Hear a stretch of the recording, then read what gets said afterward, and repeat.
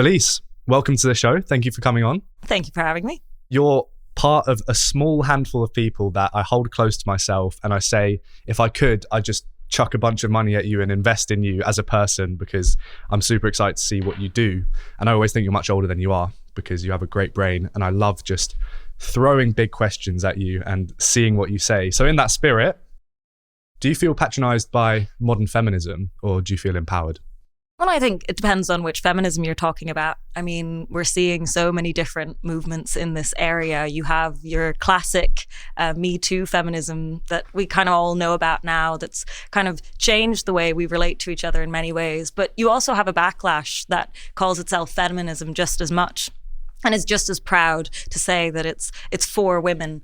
So I think, and I would say that what they all have in common is that they are a bit patronizing. How have you seen feminism change, especially maybe going back and looking at the first and second waves before we were born? What would you say the biggest differences are to the third and fourth waves now? Well, I think feminism has always had the same kind of central dilemmas, which are that women have always been kind of a lot more constrained than men have, in that, you know, we have kids, and that's just a much bigger burden for women than for men. So feminism have had these two central strands, the feminism of care and the feminism of freedom. And these two have always kind of battled it out within the feminist movements, because we all want women to be seen as equal to men, and we are there, I would say. But what does that mean when you still have a life that constrains you? So feminism is battling these two central tenets, where you have, what do you do about the fact that childcare is expensive, the fact that women do take the bulk of work in the home, and then at the same time, women want independence just as much as men. Women want to go out there, want to achieve. So feminism has these things to balance, and I think we haven't quite figured it out yet. It's interesting reading into the history of it and seeing the shift from this inclusive tone to, from what I've seen, the third and fourth waves, they start to take on this more exclusionary tone where people are not allowed in the group. They're not allowed to support it, or at least they're heavily incentivized not to support it because they're not the right fit for it. Do you feel the same way? Well, I think a lot of people have been alienated by feminism. I'm not sure it's as recent as a lot of people would say. Feminism has always had a strand that made people feel alienated because it might feel kind of anti-men, because women's equality does, to some extent, it comes at the cost of other people, other things, as it should. But I think this means that there's always been a tenet of feminism which is very anti-man and which is looking for women to succeed above men. I think what changed with Me Too was that suddenly what really became the focus was not anymore women's independence, women's freedom to do more things, but instead it became about women's safety, and it became about how dangerous the world is for women and what we can do to protect them. And I think this is exactly the opposite of what women need in a modern society, where we are largely safe, we are largely able to do the things that we want. And the last thing we need to be told then is that, no, actually the world is really dangerous, nightlife is really dangerous, you should be careful everywhere you go, because it's just not true. And it's not helpful for young women to grow up in this world where everything is dangerous and we should be scared, because that doesn't make us do more things. And that's what I want women to do, more things. You say it's safer now than ever, but the stats still point to the fact that 1 in 4 women will be raped in their life, which is a hefty statistic. I wonder how much truth there is in the fact that it's very safe now.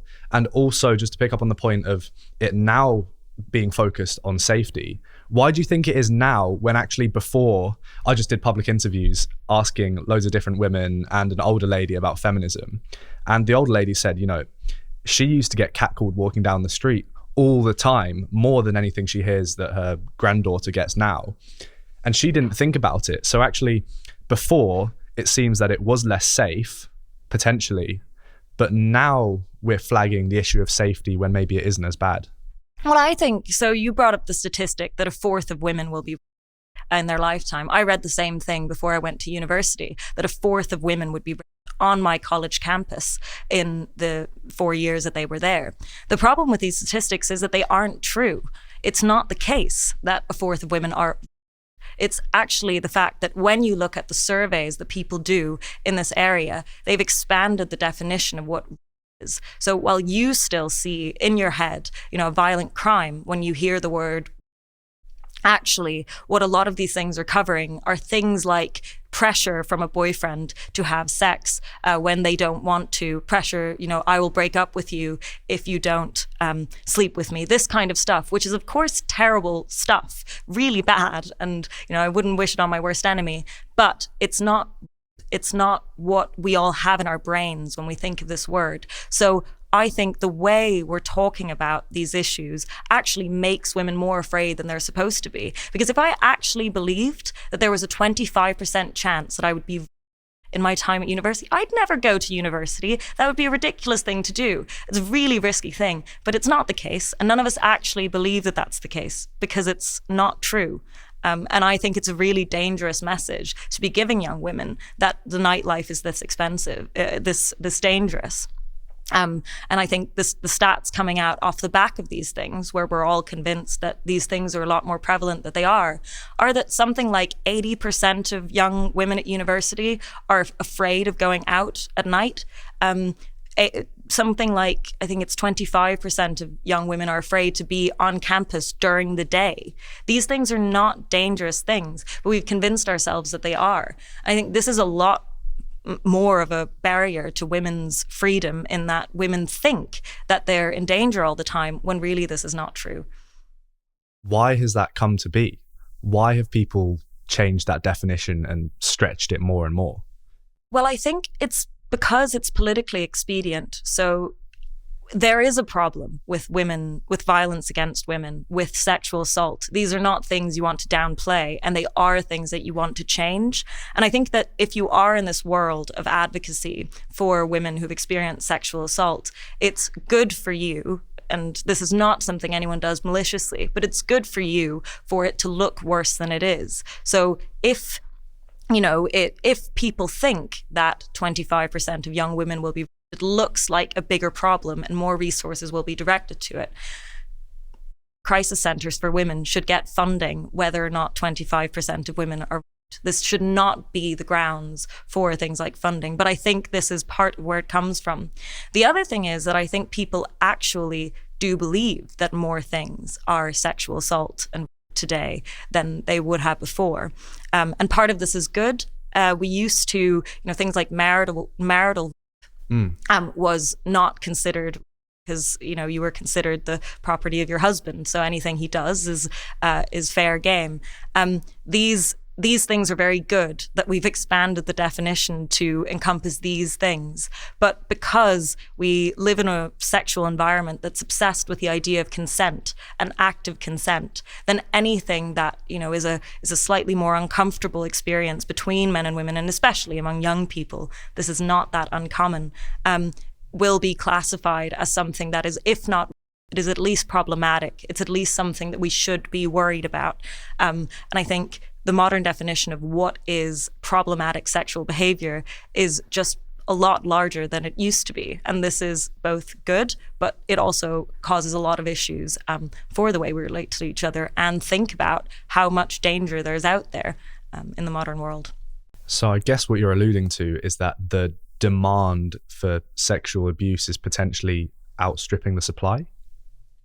I think that's a way of putting it on the edge, but I don't think that that's actually the case. Rape crisis centres are underfunded. It's not the case that actually, we need more of this in order to support it. I think that if it looks like a bigger problem, it just creates it creates a political environment where these things are, we talk a lot about spreading awareness about things, but sometimes, what's needed is not awareness.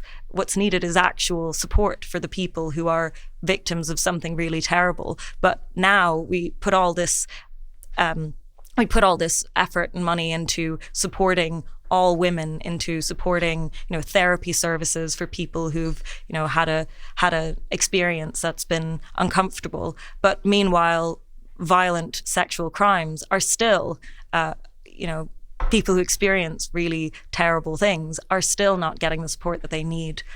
So I don't think that, it's about supply and demand in that way. I think it's about, what kind of things are easier to help. It's quite easy to set in if you have kind of an awkward guy who hits on a girl on a night out, doesn't really know how to behave. She feels uncomfortable. It ends up being not a very good time. Supporting this woman is relatively straightforward. I mean, she needs to talk to a friend, be comforted, and you can say that you've done something. Whereas someone who's been, violently sexually assaulted on the street needs a lot more than that, and will have long-term trauma, will need to be supported through, real services that aren't being funded the way they should. So you've diagnosed that problem of us being maybe overly sensitive to certain misnomers. Could you steelman the other side? Is it not good that we're sensitive now to people doing wrong and we're catching on to all these disgusting predators? I think that's true. And there is an element of this where the increased awareness about the discomfort women feel in sexual relations, which often goes that way just because men are bigger. It can be scary out there. Being on a night out, we've been talking about catcalling, but also things like being grabbed on the ass when you're in a pub, things like this that just aren't supposed to happen. I do think that there is an element of good in that being kind of boosted and people realizing that this is not something that women just kind of enjoy and should get on with, but that this is a real problem and it's not particularly gentlemanly behavior from the young men who are carrying it out. I do think that the harms of this culture do outstrip its benefits. I think that the danger, often the guys who don't necessarily know how to hit on a girl because they're a bit more awkward, they're the guys who get scared by this rhetoric. They're the ones who stop approaching women. They're the ones who kind of don't actually learn how to navigate this world, which all is trial and error. I mean, when you're young, you don't really know how to behave around other people, around the other sex, and the only way you're going to get over this is by doing it. But we are, by creating this idea that women are generally supposed to be afraid of men, we're making women afraid of men, but we're also making young men who are perfectly nice, perfectly reasonable, afraid to go up to young women in case they do something wrong, say something wrong, come across creepy. Whereas really, coming across creepy is not the worst thing that could happen to you, and probably you just need to go up to 20 more girls and you will be just fine. And I think that this is more damaging than it is good in many ways. That makes a lot of sense. And even just anecdotally from my own perspective, I don't see myself as someone who's shy approaching people. I love speaking to new people and I have a lot of self-confidence, but I'm terrified of coming across as creepy if I approach a girl in the wrong way. I was saying on my podcast the other day with Mia Cherry, who's a relationship coach, that I have an unwritten rule that I never approach a girl in the gym. Never. And I'm in the gym multiple times a week. But that's because I'm scared that if I approach her the wrong way, she's uncomfortable, but she doesn't necessarily maybe show it. She then has to look at me every session and I'm there as this evil memory of a guy that tried to hit on her when she didn't want that. Yeah, and I think the problem is that all the stats show that 80% of women still want men to approach them. So really, you're probably taking away from these young women the desire that they have to actually be hit on and actually have someone talk to them. Because most women do actually want a nice guy to go up to them, hit on them in a perfectly reasonable way and move on with their life. And they might say, oh, sorry, I have a boyfriend. This is not the biggest problem in the world. But we've built up this image in our minds about how bad, how traumatizing, how terrible it is for women to have to deal with, what is really flattering when it comes from the right people. So I think this is the danger that we end up in a situation where we're scared to talk to each other. And I think the main example for me is the workplace, where it's sort of become a holy cow that you're not supposed to flirt in the workplace, that you're not supposed to get together with someone at your job because it might cause awkwardness that you're spending that long together. But really, if you're spending, 8 hours a day around the same people, you're bound to find one of them attractive. And this is exactly where you're supposed to find out whether you're compatible, whether you get along, you'll have projects to work on. And in this way, we're taking away one of the best ways of meeting a partner. I mean, all the stories from my parents and my parents' generation, all of them met either at university or at work. And this is just the way people used to meet. But now we've gotten it into our heads that this is the worst thing you could possibly do. So I don't understand where that comes from. And I think we really need to do something to combat it, because otherwise we will all end up only being able to find a partner on Tinder, which no one wants. And everyone tries to come up with a different story about how they met if they did meet on a dating app. So if we want to get away from that, we'll have to expand the boundaries of where it's reasonable to flirt with people and meet each other. In my opinion, we've made this shift in the last few years from trying to be equal to being the same between the sexes, which is a very different thing. Do you feel like with that, there's been a death of this old-fashioned chivalry of opening the door for a lady or, paying the bill? Yeah, I think a lot of that stuff is intuitive. I mean, we live in a world where both men and women make their own money most of the time. So it is symbolic in many ways. I'm not expecting a man to buy every single dinner, buy every single drink, but we do have a kind of loose expectation. One of the ways men show interest in a woman is that they buy her a drink. That's how I kind of suss out whether someone's interested in me, is whether they offer to buy me a drink. So I think this means these things aren't about, resources. I hear a lot of talk these days about, how, men are supposed to be the providers and women are supposed to be in the home. Women are supposed to be more sort of receive these gifts and take care of the kids. I don't really think that this is a reasonable way to expect modern women, modern men to engage with each other. But I do think that the symbolism of someone wanting to take you out, someone wanting to give you something, are really important ways of showing interest, of engaging with each other. And I think we lose that if we think of it too much in terms of complete equality, if we don't let there be kind of cultural codes for how men and women interact with each other, especially around dating. When does it go from being chivalrous to patronizing? Is there a specific line, or is it stupid to try and quantify that?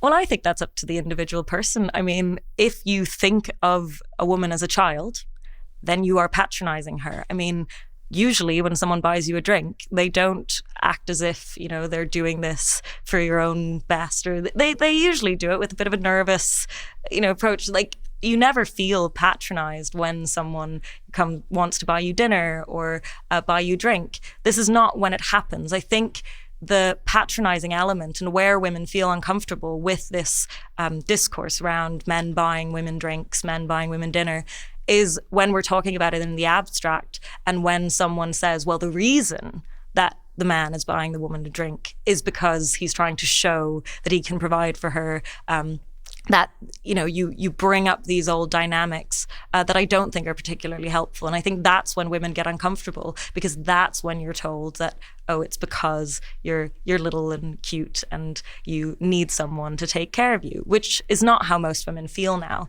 They want someone who is interested in them and shows that, and, is nice and these things. They don't want someone who thinks of them as their child. So we've identified this oversensitivity, and potentially downstream from that, you've got the sexes going their own ways, bifurcating more and more. People aren't getting together. Men, especially the nice ones, are too scared to approach the girls because they think they're going to be creepy. We're post-sexual revolution now, so surely business should be booming. The sexes should be getting together more than ever. Could you maybe outline what the sexual revolution was and why it isn't the case?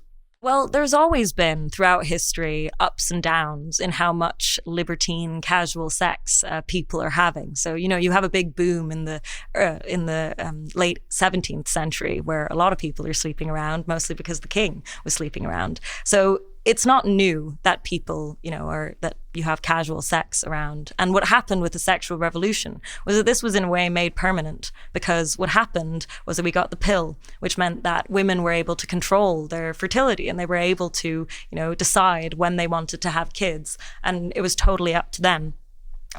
So that meant that, we had this boom where people were having more casual sex, and we're still in that boom. But what we're seeing now is that people are kind of shying away from this, and in a way, it's a more cultural, social problem now that people are having less sex. People are thinking more that they want, long-term partners. They're looking for relationships because we all feel a little bit desensitized to all these kind of clicks, and it's a very transactional way of viewing other people. And I think that gets old pretty quickly. So we're looking for ways within this world where we have all these technological benefits that came with the sexual revolution of still finding each other and still getting together in relationships that work for us. What was the sexual revolution? Well, it was a period where the pill came onto the scene, but it was also a political project for women's rights, where women, said, we don't want to rely on men. We don't want to need a husband to work. So this was part of a boom where women were getting into the workplace even more than they already had been. And what happened was that people were having more sex with more random people, and we destigmatized casual sex to an extent that it hadn't been for a very long time. So now we're living with that world where casual sex is shunned by some, but most people find it a perfectly reasonable thing to do in your 20s and then settle down later. We have this.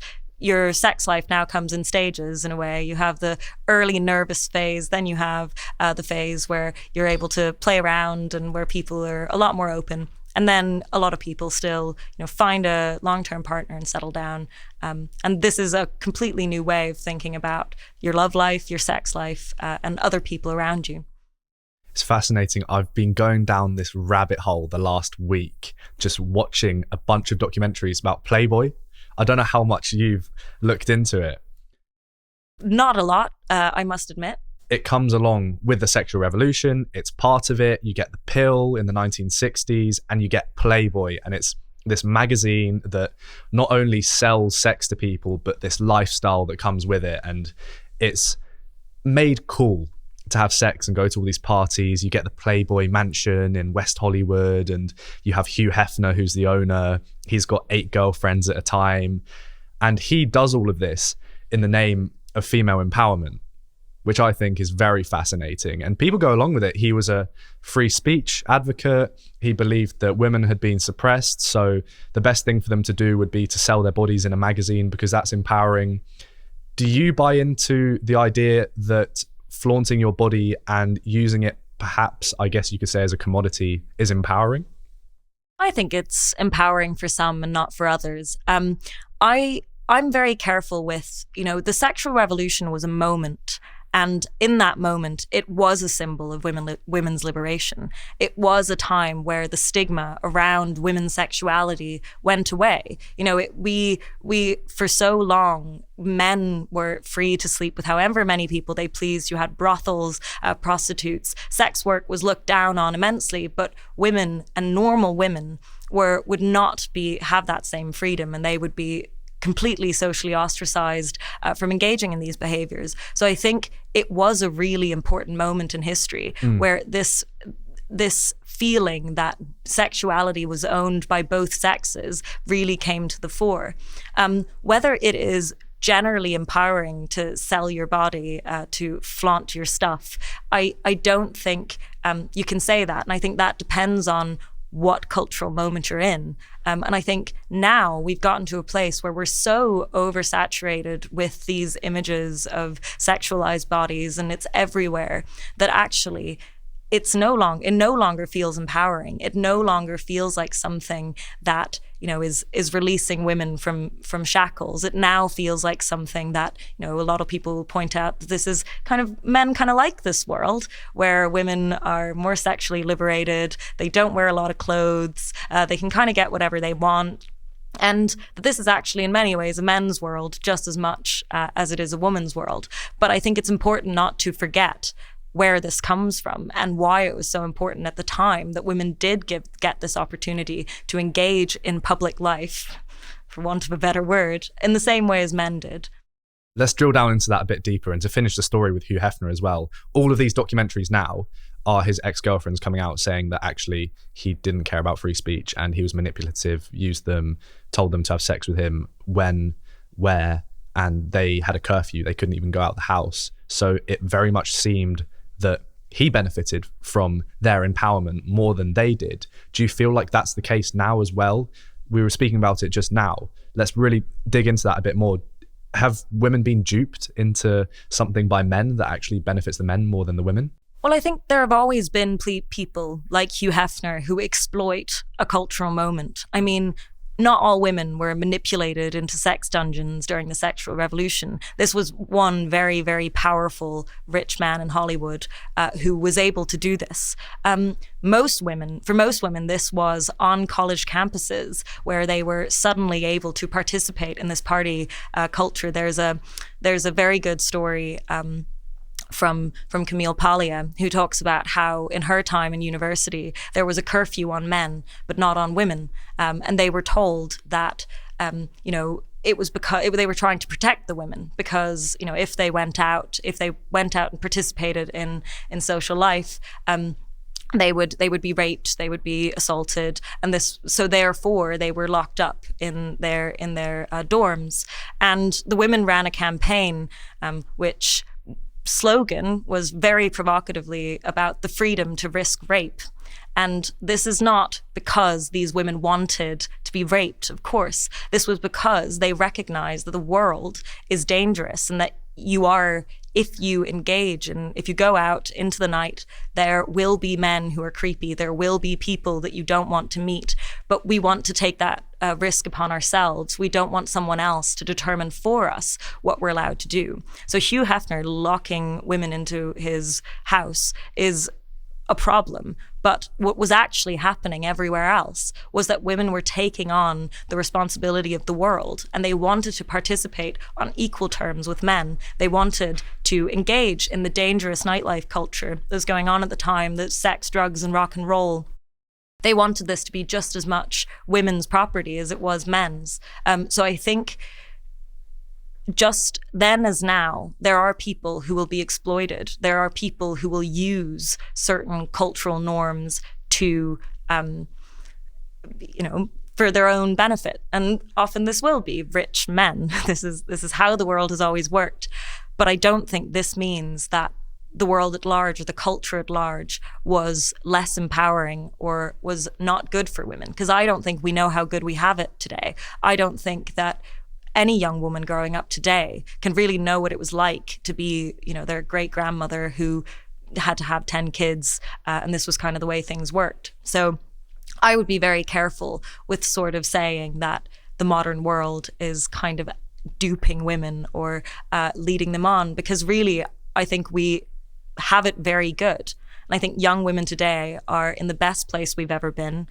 We are able to participate in the labor market. We outperform men in education. We are doing really, really well.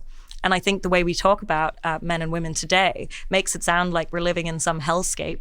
But really, I think that the world is full of opportunities for both sexes. And it's about kind of looking at things from that angle instead of thinking about how some people might be able to use this for their own benefit. I read an article the other day about Oxbridge, and they wanted to close this attainment gap that for once actually wasn't men performing worse than women, which they do at every level of education. It was quite the opposite. Tell me about that. Yeah, so it was the Higher Education Policy Institute that came out with a report a couple of days ago that was actually a response to a report that, as you were talking about, was looking at the attainment gaps between men and women, because in most universities across the UK, men are underperforming and getting worse grades than women, not going to university as much. In every area, women are outperforming men now. But this is not the case at Oxbridge. And this report was looking at the reasons that women were performing worse than men at Oxford and Cambridge specifically.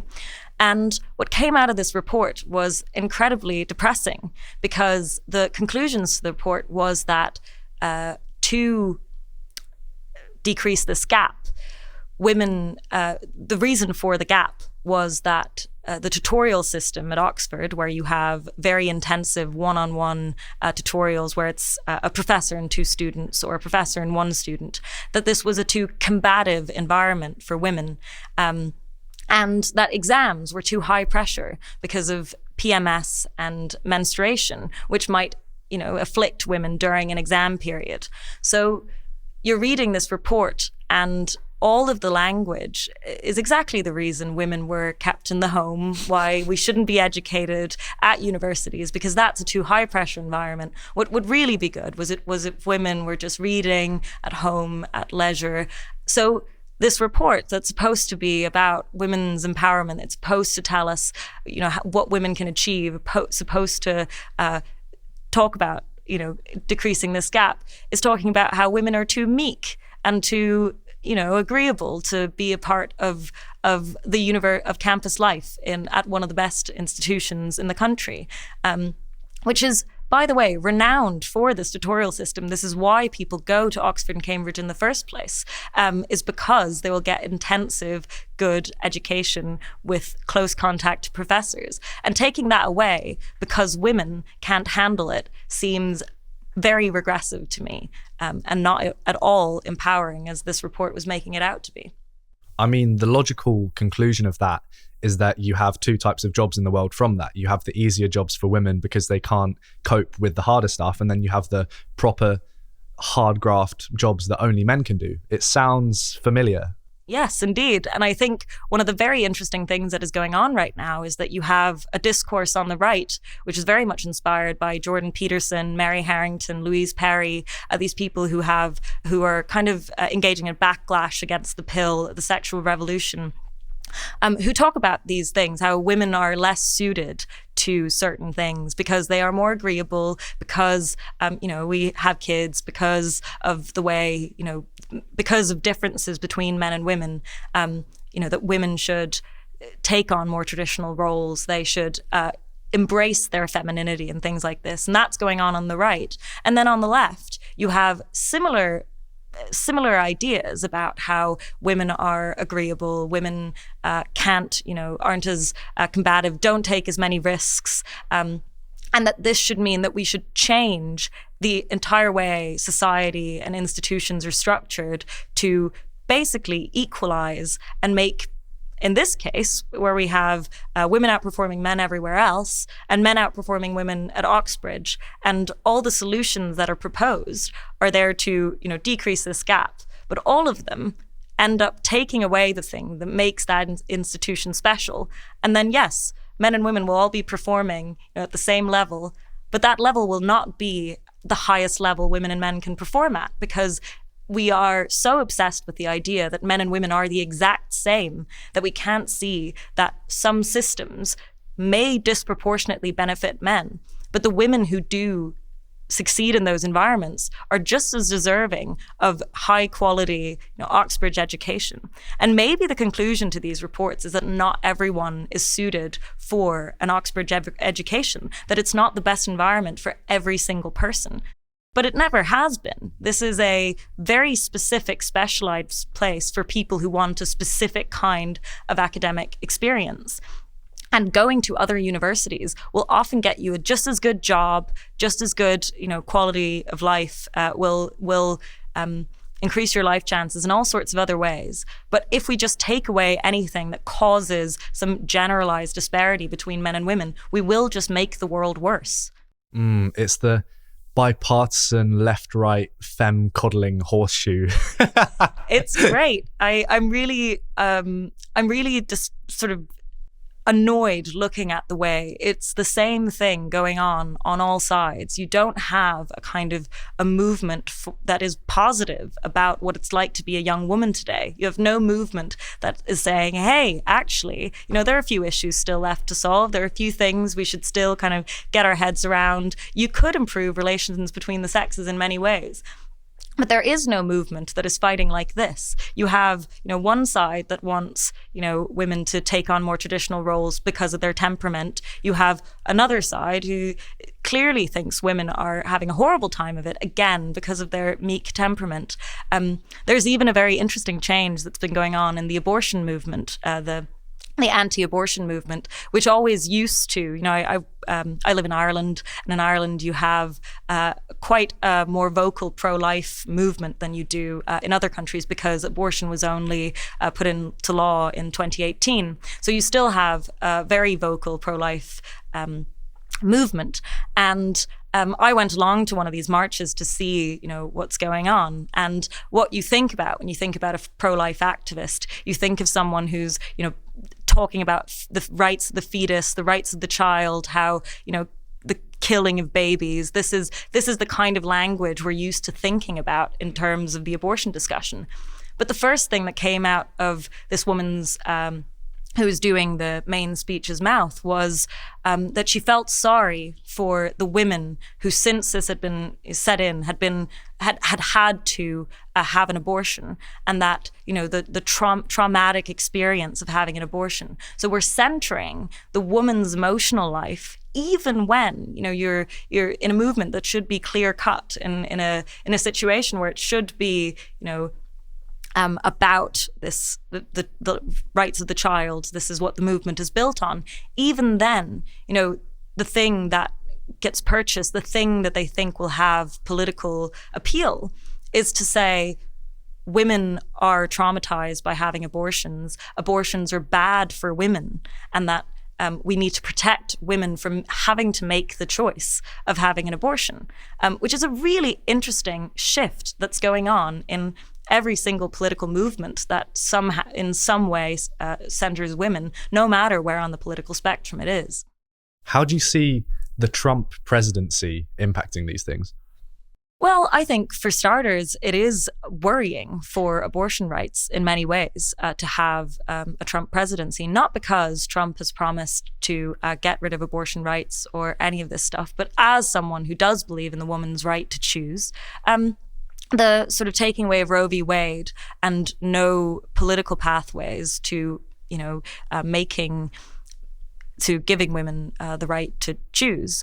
I think that a Trump presidency, in many ways, is more worrying for that prospect than a Kamala Harris presidency would have been. But I also think that we have to recognize that the most steadfast defenders of the right to life are also women. The people on both sides of this political issue who are fighting for and against abortion rights are women. So while I think that it is bad for women's rights to have abortion rights taken away, I also recognize that my opponents on this issue are also women who want the best and who think of unborn children as children with a right to life. So I don't think that you can kind of say that this is universally bad for women, or that a Trump presidency will in some way be terrible for women's rights, because actually there are a lot of conservative women out there who are perfectly happy with a Trump presidency. And actually, the last time I talked to an American pro-life woman, she was worried about the Trump presidency because she didn't think Trump was going far enough, because Trump is not talking about a nationwide abortion ban. So actually, in many ways, Trump is giving this issue back to the states. He's saying, I'm not going to deal with this. I'm just going to let the states decide, because it's a very unpopular issue in America, and across the board, people are in favor of abortion rights. So it is a losing issue for him, and he knows this. So that's why he didn't campaign on it, and that's why we have the situation that we do in America today. But I'm not worried about the general opinion towards women shifting. I think that a lot of people on the left, a lot of Democrats, are looking at this Trump presidency as kind of hell reincarnated, that Trump, because he personally seems to be terrible with women, not a particularly nice guy, that the fact that such a large percentage of the American population are willing to vote in someone who's a literal rapist, that this is seen as a kind of damning statement about Americans' view of women. But I don't think it is. And I think this election was about so many other things. And you're not running around in a country in America where half the population hates women. So while I'm not optimistic about the prospect for women's rights and a kind of women's freedom movement being reincarnated under Trump, I also don't think that he's the devil in the way many others do. You say it's not because people hate women that they voted in Trump, but something that I've been thinking about, especially last night, I was watching the Jake Paul-Mike Tyson fight, and Mike Tyson, the whole stadium was going absolutely crazy for him and booing Jake Paul when he won. Everyone on Twitter wanted Mike Tyson to win. He's a convicted rapist. And Donald Trump as well. I mean, I just watched a movie, The Apprentice, about Donald Trump's rise to riches. I was going to say from rags to riches, but it was kind of just from silver sheets to riches. He gets depicted in that movie raping his wife as well at the time there. Why do you think it is that we have such a short memory span when it comes to these things? Do you think it's right that we forgive these people and get over it and vote them into the office and root for them in boxing matches? Or do you think there should be more of a stubborn, unforgiving approach to these things? Well, I think you have two very different situations here in that Mike Tyson, convicted rapist. This is very important. And I think the fact that we have a court system and that we have the idea of innocence until proven guilty is really important in this whole context. And we actually can't walk around acting as if any powerful man who's a bit sleazy around women is kind of automatically in the same category as someone who has a rape conviction under their belt. I also think that we have to say that there is such a thing as serving your time, and that once people have been through the punishment for their crime, they should be able to be, released into polite society and please, not do anything again. But they are, you can forgive people for these things on a societal level. That is what we do. And sometimes you have someone like Mike Tyson who's just such a figure. He's so good at what he does that it's a natural response from the rest of the world that you want to see someone who's such an icon succeed. And that's not fair. It's not fair that someone who's less famous won't get away with something like this in the same way. But in this way, the world isn't fair. And it's not about the fact that people are, really want, to see a rapist succeed. This is not what people are looking at. They're looking at a boxer and they are thinking, this is, amazing. We want him to win. But they have forgotten that, they have decoupled this from his conviction because that's the way we work as humans, and we are able to separate out people's good and bad character traits. And that seems jarring because rape is such a visceral crime. And as it should be, it is a horrendous thing. But we also have to just accept that this does not mean that the people who vote for Trump or watch a Mike Tyson fight or do anything, that they themselves are supporting that. They're supporting a person. And that's just the way we work. So backtrack a little bit. We were speaking about that bipartisan left-right femme coddling, whatever I called it. And in that process, you seemed very much to not only disagree with the left, wokies or whatever you want to call them, but then also disagree with people like Mary Harrington and Louise Perry, who I'd think would be your idols as someone who moves in the free speech world, the same sort of circles as them. Well, I think Louise Perry and Mary Harrington have done a lot of good in that they've pointed out a few things that I think are quite important. So one of them is the fact that the feminist movement has not been monolithic, and that it's not just been a kind of march from bondage to freedom and here we are in kumbaya and we're all happy. The feminist movement has always had back and forths. There have been time periods where women have been educated more and less. There have been time periods where we've been more sexually liberated.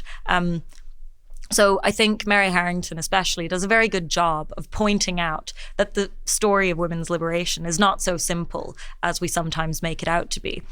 And similarly, Louise Perry has done some great work around the pill and, popularizing the knowledge, the side effects of the pill, the fact that it's not a perfect magical thing that, just sort of takes away your period and you can't get pregnant and nothing else happens. It's a hormonal thing that impacts your life. But that being said, I think they also tend to kind of underestimate, what has happened and how women have come to where they are today. And one of the things is that even though the pill is bad for you in many ways, it's not the perfect medical instrument, nothing is.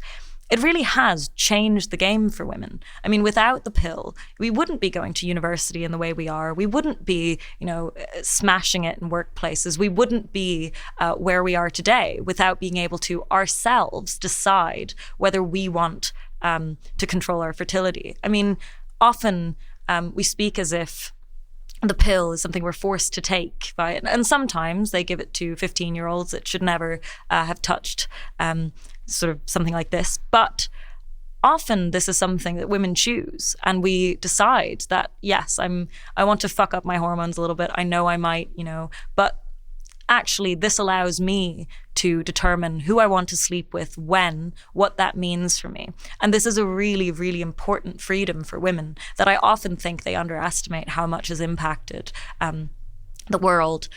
Similarly, another argument they use against the pill, and this was something I kind of had to double read when I was reading Mary Harrington's book, but was the argument that the pill means that there is less friction for women. And because women are too agreeable to say no to sex, they will just go along with it if there isn't a massive impediment like pregnancy on the other side. And I think this is a very belittling view of women, that we can't just learn to say no to sex, that we can't empower women to use these things to make their own choices about where they want to be in life. And this sounds like, the Me Too feminists who say, oh, well, women, we can't expect women to say no to sex, so we have to have kind of men asking a million times during the act and signing consent forms and whatever we're talking about. It's the exact same language, and it's the exact same view of women as meek, agreeable, useless people who need the world to protect us because we can't ourselves, not even protect ourselves, which I understand, we're smaller. Things are more dangerous for a woman in this way, but that we can't even expect to have control of the choices about, who we sleep with and what we do. And I think both sides on this one, I'm afraid, just have to decide to see women as people with agency who can learn over a lifetime to make their own decisions and say no to sex that they don't want to have. It's a bit of an offshoot from the conversation that we're having, but I think it flows together nicely with the general discussion of these figures in history. An idea that I've been thinking about a lot the last few weeks is how important maybe some extremists, I guess is the right word, are to push the culture in a certain direction. And I wonder, actually, to play devil's advocate against something that I really don't believe in with this whole progressive movement, maybe it was necessary to sort of just nudge the culture in the right direction. And all the people that are complaining about free speech being gone and all this DEI, maybe we're wrong, and that was needed, that short-term pain of cis white males suffering for a few years, like boo-hoo. But actually, you almost need the pendulum to swing too far sometimes for it to settle back nicely. What do you think to that argument? Well, I don't think that the pendulum is swinging anywhere nice, and I don't think it's swinging back to anywhere nice. I mean, we are looking here at a situation where the people on both sides are making the same arguments and have the same very pessimistic view of what a woman is and what she's able to achieve. So I wouldn't say that there's been a kind of overcorrection here. I think there's a natural instinct that we all feel as women, which is that, much as I don't want to admit it, it is true that on average, women are more agreeable than men. On average, we are, smaller, weaker, all these things. And in a way, we want to be protected sometimes. This is a part of it. And I think that this is an instinct that has kind of been denied women for a while, because we were supposed to think of ourselves as strong and boss bitch and, all these things. So this has led to, a kind of a mood on both sides of the debate that is actually saying the same thing, which is, do we really have to decide when to have, like, do we really have to, work these annoying jobs? Do we really have to? It's tiring. Having, agency, being independent is tiring. And some of the time, what we really want is to find a relationship. And this is another important part of being human. But I think because we're not willing to admit these things, because we're not willing to admit that there are natural differences between men and women, where the right response isn't to make policy that takes away everything good about Oxford education, or takes away the biggest tool for women's liberation ever. This is not the response. The response isn't to roll back good things that are going on in society. The response is to kind of grapple with the fact that now that we have the freedom to make all these choices, we can choose the wrong thing. And we can go through, a long part of our life and kind of be going in the wrong direction. But this should not be seen as a bad thing. This should be something that we talk about. And this should be something that we see as a positive and, hopeful prospect for the future, instead of, all closing down into our own little silos and not realizing that we're all grappling with the same issues around, do we need other people? What is the importance of independence? Is it really the end all be all that you can, cook your own food and hang out in your own apartment? Is that really what we want? But we haven't recognized that no one's forcing you to do that. But now we have the choice. And the response isn't to take away the choices. The response is to make them in a better way. What do you think to the brat movement? I have not followed the brat movement. I remember only learning about it when, Kamala Harris was suddenly brat, and it became a kind of symbol of, the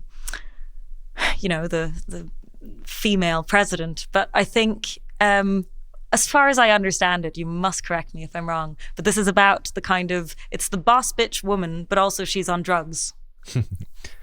It's the key difference though is boss bitch, at least the key tenet is getting a job, whereas brat is like, I'm unemployed and I don't care sort of vibe. I'm a party girl. Right. Well, good for them. I mean, if you can afford to not have a job and be a party girl for a few years, I'm sure brat is great fun. I don't think this is the experience of most people. And I think a lot of people embrace these things as an aesthetic for a while. And it's good fun for the brat summer to have a party phase between two terms at university or whatever. But I don't think these things have that much purchase. And I don't think that they in any way manifest in the general population, because most people have lives and jobs and, things to get on with. Where do you see finding that balance between freedom and responsibility landing? Because you're very big on freedom. You work for living freedom. So I know that that's important to you, but I can tell as well that you take responsibility with certain things and you have clear goals. So how do you navigate those two sort of juxtaposing things? Well, I think the most important thing is to not view them as opposite forces. It is not the case that we either have freedom or we have duties and responsibilities, and that freedom is always just a let go, do whatever you want thing. I think we have to recognize that what is actually going on when you have more freedom is that now it is other people who put constraints on what you're able to do. It's your parents that you don't want to disappoint. It's, your partner, it's your friends. And this is not taking away your freedom. Other people expecting things from you is not what takes away your freedom. So actually, having freedom is deciding which relationships you want in your life, working within the social world that you live in, and then taking responsibility for those other people and for the things that are important to you. So while liberation and freedom is often seen as the sexual revolution, we all go out and sleep around for years and this, let go, do drugs. This is not where freedom landed, right? We didn't end up after the sexual revolution. No one got married, no one's having kids, nothing's going on. I mean, it is true that some people aren't, and that, there are various, things that I don't know enough about which groups are still getting married, what's going on, these things. But most people still look for someone to spend their life with, have kids with, want to have friends around them. This is difficult, and there are modern constraints to this.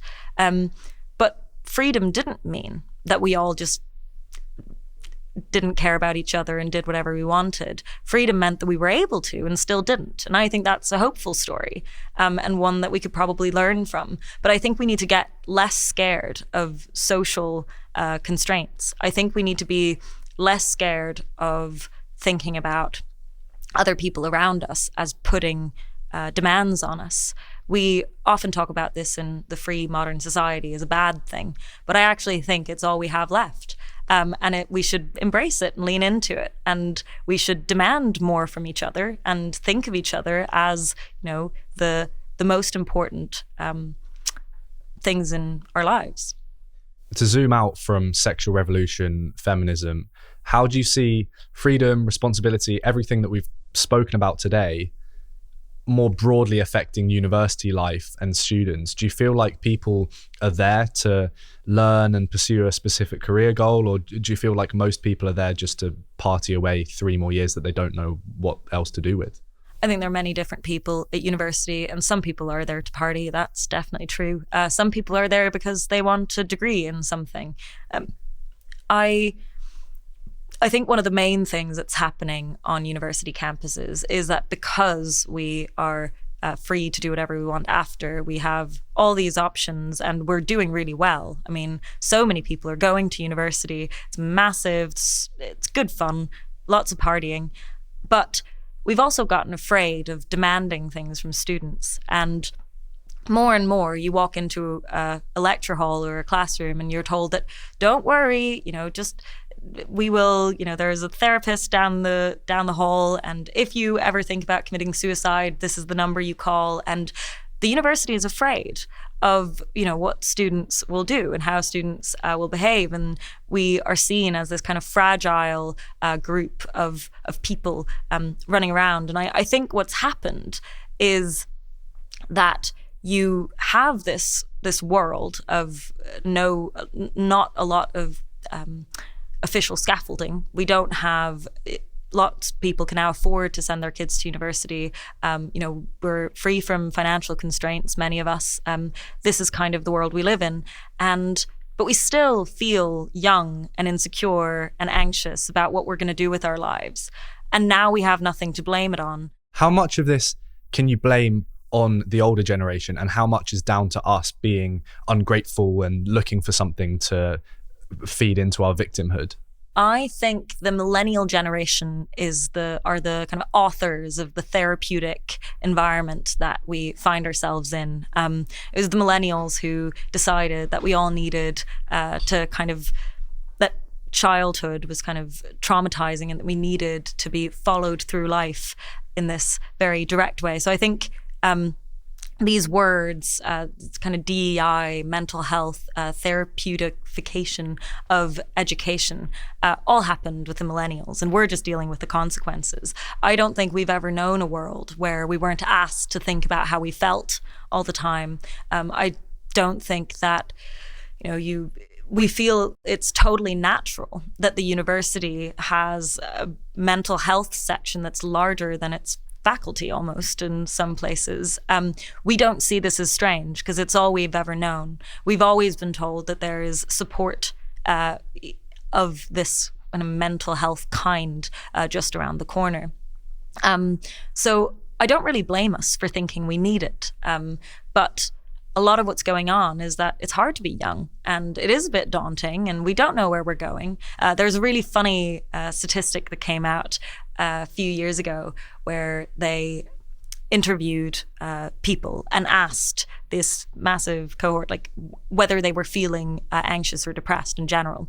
And the big headline of the study was that university students are worse off than the general population when it comes to anxiety and depression.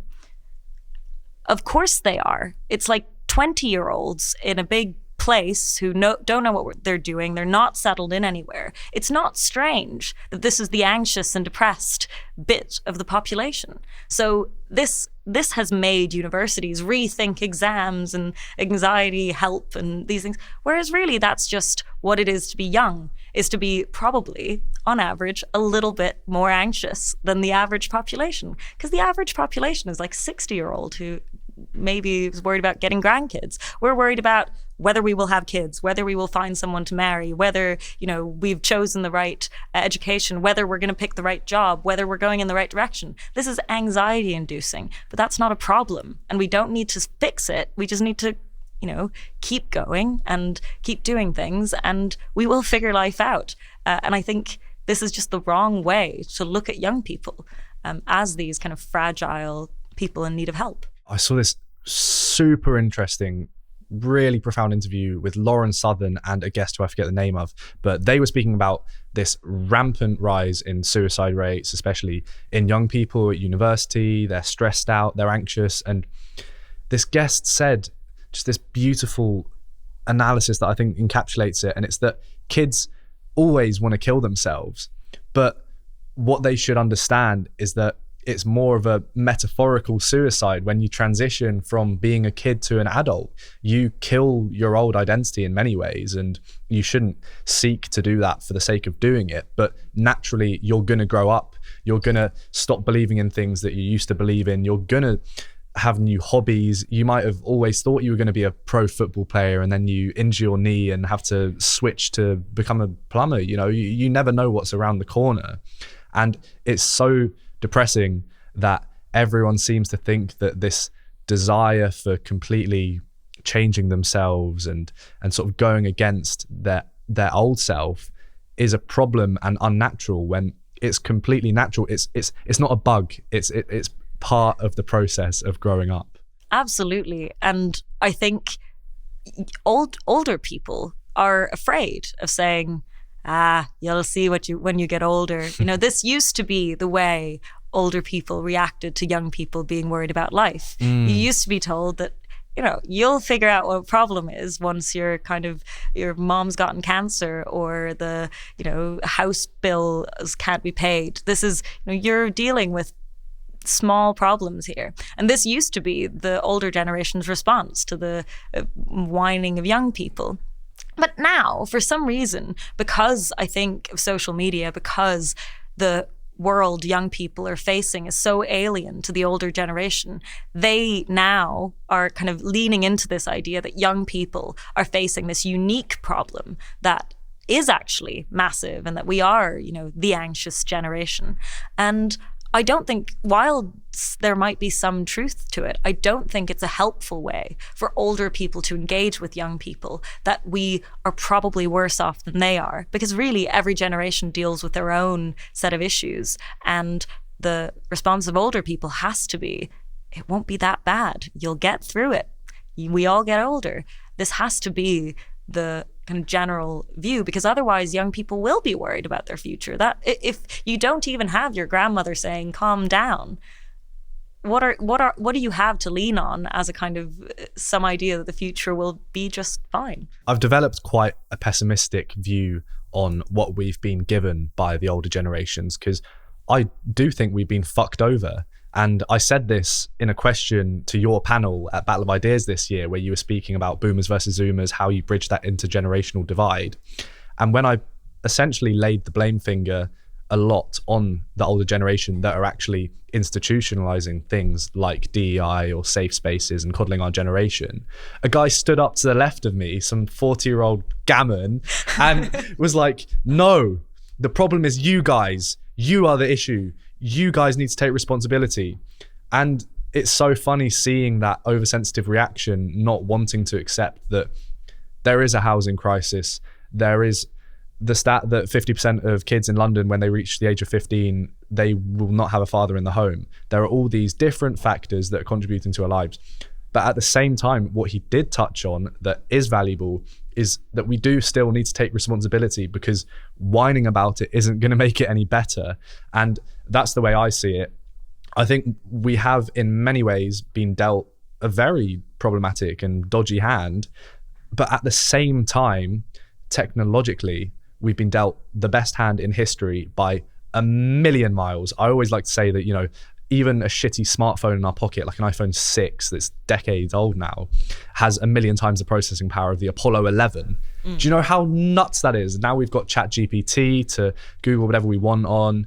So the way I see it, societally, economically, we have been fucked over, but technology can either make or break us as a generation. And I think it's on us to utilize it in the right way to really shift things around. And I think that we can. I think that even though I'm pessimistic about what we've been dealt, I'm so optimistic about the future. And I think with the use of social media, actually, if we stop just watching brain rot and whatever, skibbity toilet, we can find the right role models. We can combat the issue that we've been given by the older generations of fatherlessness by seeking out our own good role models on social media, not Andrew Tate or Sneeko, but someone who actually represents what a man should be. And we can do that for all sorts of things.